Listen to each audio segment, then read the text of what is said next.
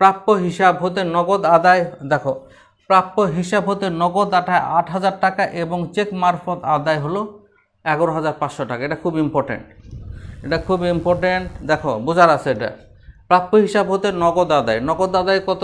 8,000 টাকা এবং চেক মারফত আদায় হলো 11,500 টাকা। তাহলে প্রথম হলো, দেখো আমরা এদিকে কি লিখব?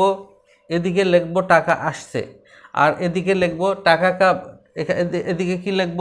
প্রাপ্তি মানে নগদ প্রাপ্তি, ব্যাংক প্রাপ্তি মানে নগদের টাকা আসলে, ব্যাংকের টাকা আসলে আমরা এখানে লিখব, ঠিক আছে। আবার যদি নগদ থেকে টাকা চলে যায় কিংবা ব্যাংক থেকে চলে যায় সেটা আমরা লিখব ক্রেডিট দিকে, ঠিক আছে। দেখো এখানে কি লেখা আছে?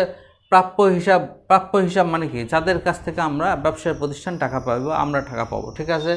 প্রাপ্য হিসাব থেকে নগদ আদায় 8,000 টাকা, নগদ টাকা পাওয়া গেছে কত? 8,000 টাকা এবং চেক মারফত আদায় হলো 11,500 টাকা, ঠিক আছে।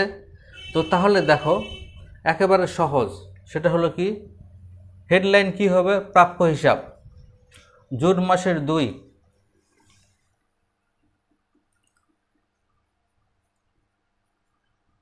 প্রাপ্য হিসাব, ঠিক আছে, প্রাপ্য হিসাব। আচ্ছা, এখন টাকা কত হবে?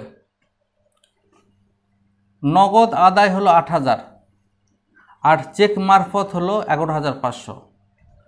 তাহলে অনেকেই বলবে যে এটা হবে নগদের ঘরে হবে 8,000 টাকা এবং ব্যাংকের ঘরে হবে 11,500 টাকা।